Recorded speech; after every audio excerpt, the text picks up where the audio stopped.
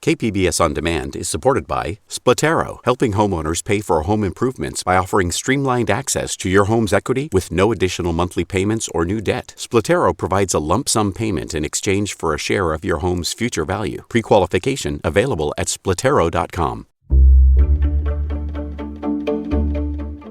Good morning, I'm Annika Colbert. It's Friday, December 18th. Fact-checking whether economic shutdowns are worth it. We'll have that story next, but first, let's do the headlines.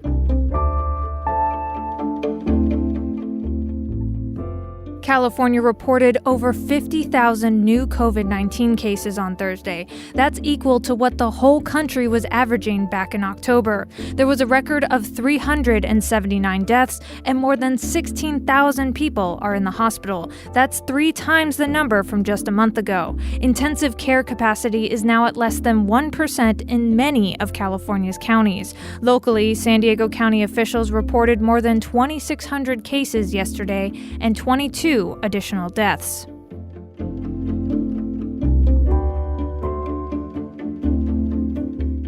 As the pandemic worsens and unemployment goes up, so does hunger. James Floros, president and CEO of the Jacobs & Cushman San Diego Food Bank, says this year the number of people struggling with food insecurity in San Diego is estimated to have doubled to nearly 1 million.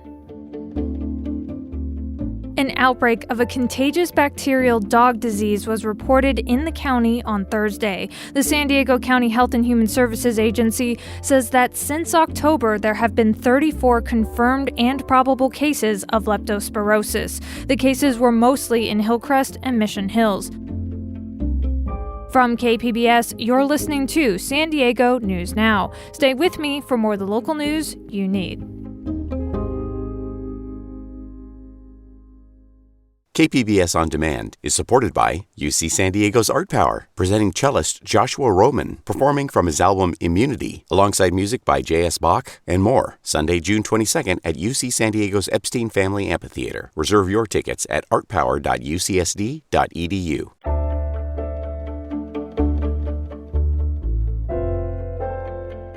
There's a lot of debate about whether government-imposed shutdowns during the pandemic go too far and unnecessarily harm society and the economy. Some GOP lawmakers in California claim there's no evidence that shutdowns reduce COVID-19 cases or spikes. In the latest segment of Can You Handle the Truth, Cap Radio's PolitiFact California reporter Chris Nichols spoke with anchor Mike Haggerty about fact-checking those claims. Chris, which lawmakers are making this claim, and what exactly are they saying? Well, one example is Republican State Assemblyman James Gallagher. He represents the northern Sacramento Valley, and he made his statement on Twitter the same day that California issued its new regional stay-at-home order, closing several business sectors.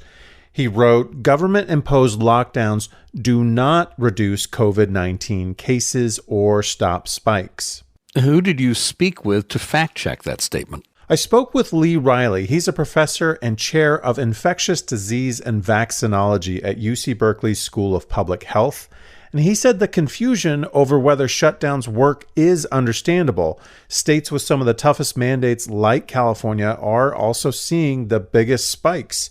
But he also said that Gallagher simply got this wrong, that government restrictions do reduce COVID-19 cases because they eliminate some of that close contact that leads to the spread of the virus. But if you really look at the data closely, every time they instituted restrictions, we saw a decrease in the number of cases. It decreased both in number of cases, number of hospitalizations, number of deaths. So they clearly work. The problem is when these restrictions are eased or lifted, that's when we see the resurgence. And this is what people are looking at and saying that the restrictions don't work. And that's absolutely incorrect. Chris, you followed up with Assemblyman Gallagher to see if he stands by his statement. What did he say? Well, I told him about our findings, and he said he remains unconvinced, saying he believes the drop in cases is more a correlation and not proof that the shutdowns caused them. Here's what he said. I think it'd be very difficult for any scientist or epidemiologist to say that the science is clear because, first of all, we've never done these type of lockdowns historically when it comes to pandemics. And so we haven't even had the opportunity to do peer-reviewed scientific research to show that the lockdowns, scientifically worked. Chris, did you find any scientific studies that have looked at this? Yes, there are some well-vetted studies on this. One was published last month by the federal government, specifically the Centers for Disease Control and Prevention. It found that stay-at-home orders in Delaware this spring, when combined with public mask mandates and contact tracing, led to an 82% reduction in COVID-19 cases, plus an 88% drop in hospitalizations and a 100% decline in deaths. And it's important to note that these studies, they also say that success depends on how much the public cooperates with the stay-at-home orders, and that no single strategy is likely to be effective by itself. The mandates have to be combined with masks, hygiene, and people keeping their distance. In the end, how did you rate Gallagher's claim? We rated his claim as false. That was Cap Radio's PolitiFact California reporter, Chris Nichols, speaking with anchor Mike Haggerty. You can find Chris's fact checks online at politifact.com/California. Several restaurants across San Diego have begun reopening their doors after a Supreme Court judge ruled restaurants can reopen with some restrictions. The change came on Thursday after a judge ruled in favor of 2 strip clubs that defied a statewide shutdown order. KPBS's Jacob Ayer reports. Just Wednesday, outdoor dining wasn't an option, but plans quickly changed overnight. It's been a roller coaster ride trying to get everybody back. Last night, when we got the word, the judge's ruling, when we were going to open, we're scrambling, calling all of the employees back to see who wanted to come back. Wednesday evening, San Diego Superior Court Judge Joel Wofale ruled that 2 strip clubs, Pacers and Cheetahs, could remain open and operate despite the most recent COVID-19 shutdown orders from the state. The ruling appeared to extend to the county's ailing restaurant industry and allowed those businesses to reopen to some extent. Then, Thursday afternoon, Wofale clarified his position. But the court's intention is that all businesses which provide restaurant service, meaning all restaurants in the County of San Diego, are encompassed within the scope of the court's order. It's not limited to plaintiffs who also provide restaurant service, but it is intended to encompass all restaurants within the County of San Diego. San Diego attorney Dan Eaton says that the ruling could have larger implications. Other strip clubs or restaurants in other parts of the state may very well try to use this ruling, although it's not binding precedent, also to seek to have restrictions loosened. For Alex Navarrete, those loosened restrictions come as good news. Everybody's very excited. Our patrons are excited. Our employees especially, glad to get them back, especially through these hard times that people want to work, and since the uncertainty right now with the politics, trying to get the unemployment for the employees just so they can have a somewhat normal Christmas. Businesses still have to follow COVID-19 safety practices based off of the state's tiered system, such as physical distancing and mask wearing. Jacob Ayer, KPBS News. On Thursday, newly inaugurated San Diego Mayor Todd Gloria issued a statement imploring San Diegans to continue to heed public health guidance despite the ruling. He says no one wants small businesses to be closed, but that the science and data is showing a dire trend in hospitalizations and deaths. He urges all San Diegans to continue to stay at home as much as possible, to wear a mask, avoid large gatherings, and to order to go to support small businesses. He added that there's a collective obligation to accept the personal responsibility of keeping each other safe.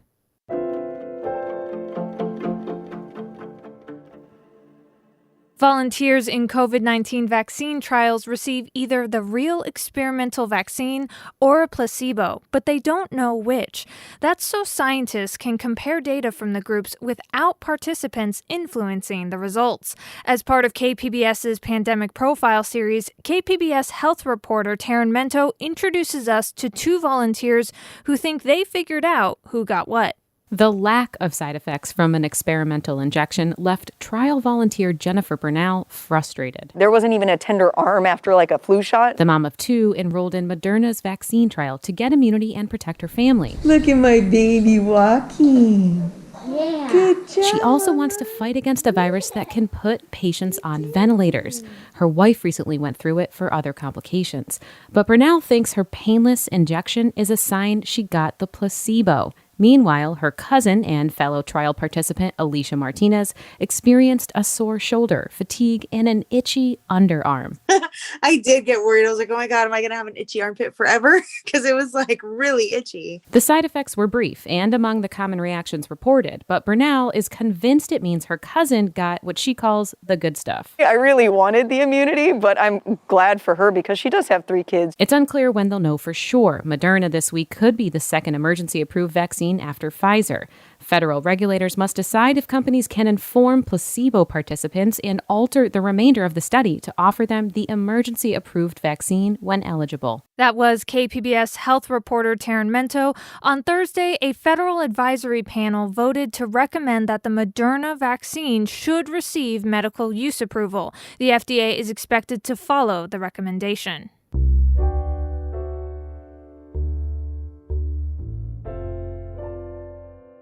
On Thursday, San Diego officials got a single bid for a 20-year contract to provide the city with gas and electricity. KPBS Metro reporter Andrew Bowen has more. San Diego's contract that allows SDG&E to deliver electricity and gas to customers expires in 1 month. The incumbent utility was the only company to bid on a new contract, and its bid was the bare minimum allowed, $80 million. The city could just take the deal, but City Council member Sean Elo Rivera says the city should try to negotiate a better one. We cannot commit to a bad deal simply because we are in an economic crisis in this moment.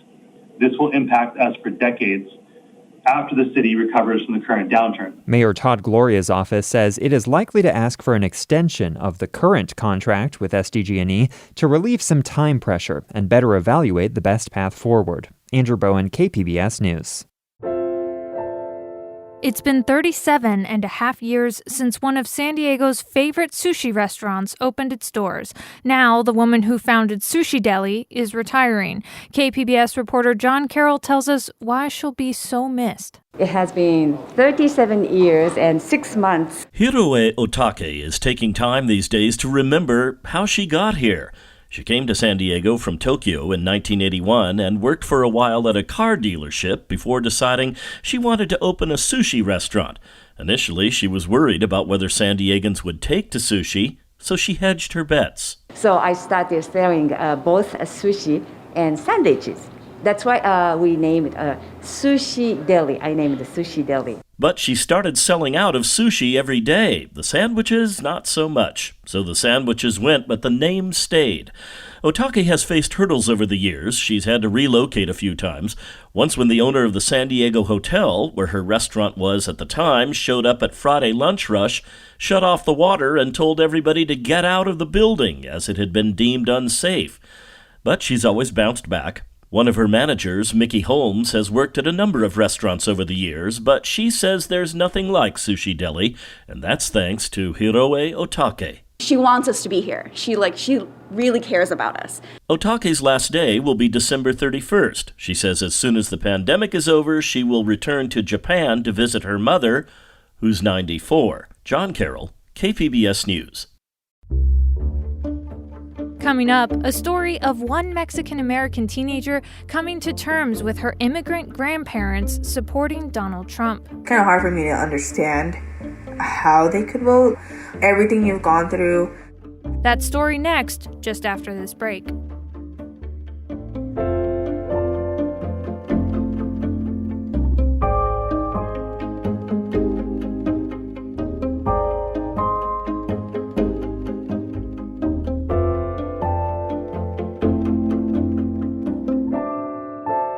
KPBS On Demand is supported by Markel Design and Remodeling, helping homeowners with their home remodeling needs. From ADUs to kitchen remodels, room additions, and custom homes, Markel Design and Remodeling can help homeowners design and build their dream homes. More at trustyourhometous.com.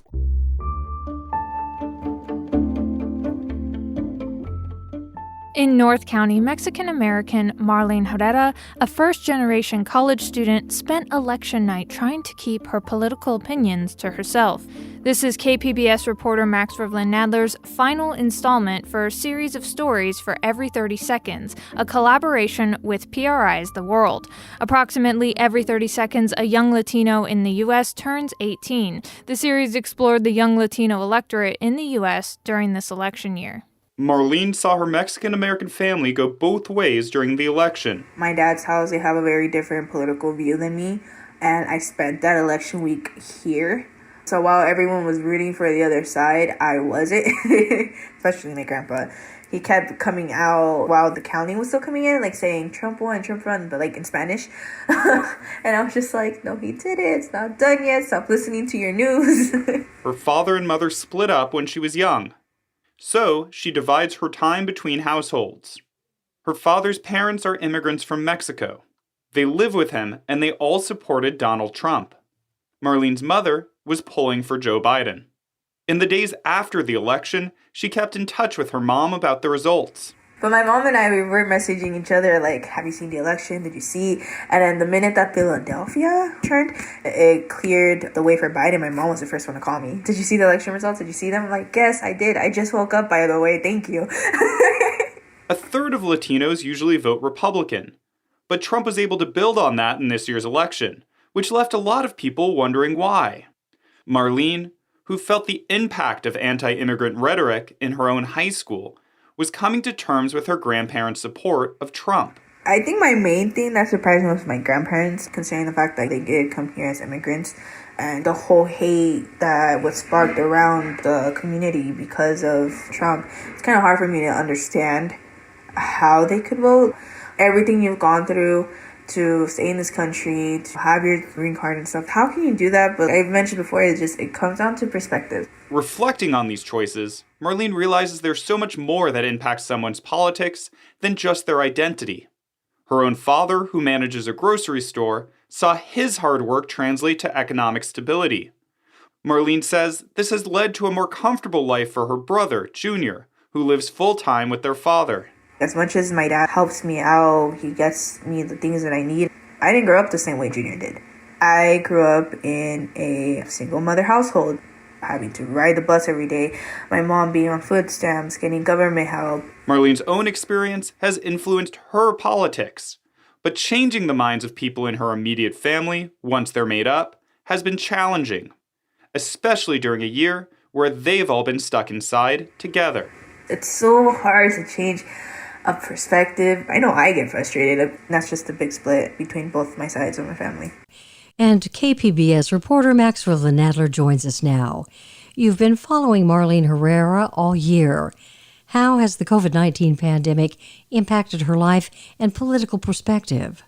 She's had a turbulent year. She graduated high school and started college all virtually.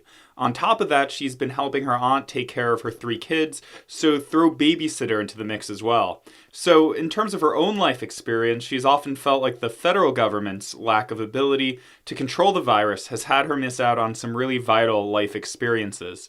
She tells me that as a Latina working her way through college, she just doesn't want a government that's working against her. She's seen how the direct stimulus payments helped out her mom, but also how her mother wasn't able to see a doctor when she was sick earlier in the pandemic. Looking back on this project, what surprised you most about young Latino voters in San Diego? I think that young people, and especially young Latinos, are under no illusion that their organizing or marching or agitating ended on November 4th. As young people, they're fairly unified on a few issues: the environment, gun control, healthcare, the movement for Black lives. But I think they're still trying to figure out where they fit into the political system. That was KPBS reporter Max Rivlin-Nadler reflecting on his year-long collaboration with The World, looking into young Latino voters.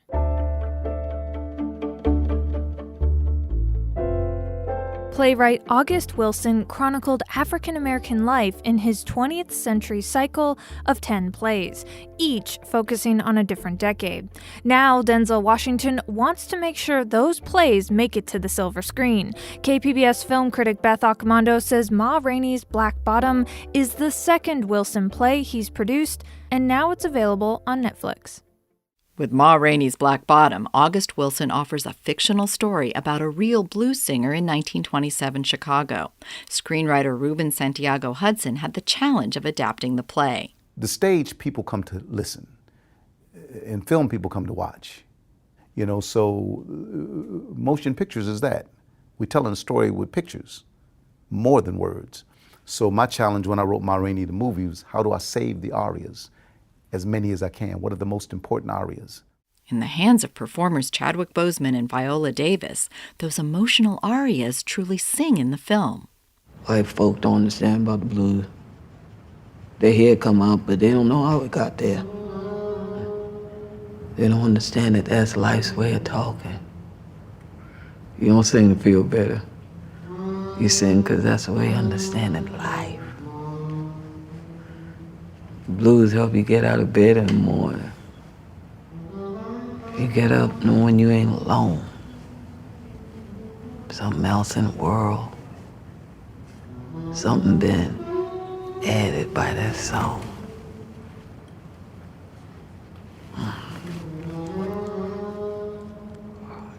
This would be an empty world without the blues.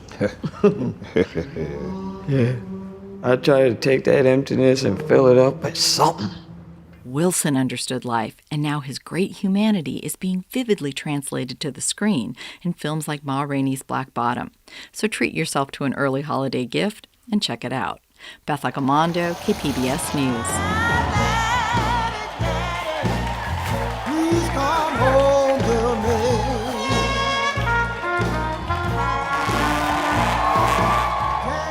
And that's it for the podcast today. Be sure to catch KPBS Midday Edition at noon on KPBS Radio, or watch KPBS Evening Edition at 5 o'clock on KPBS Television.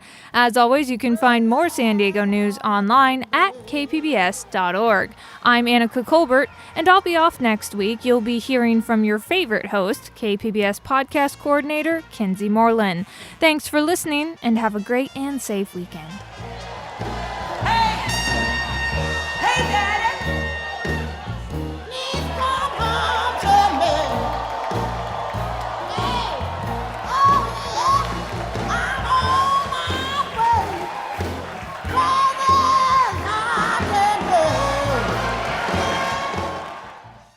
KPBS On Demand is supported by Paint Care, offering households and businesses in California more than 800 leftover paint drop-off sites for recycling. Quantities of 100-plus gallons of paint may qualify for a large volume pickup. Learn more at paintcare.org.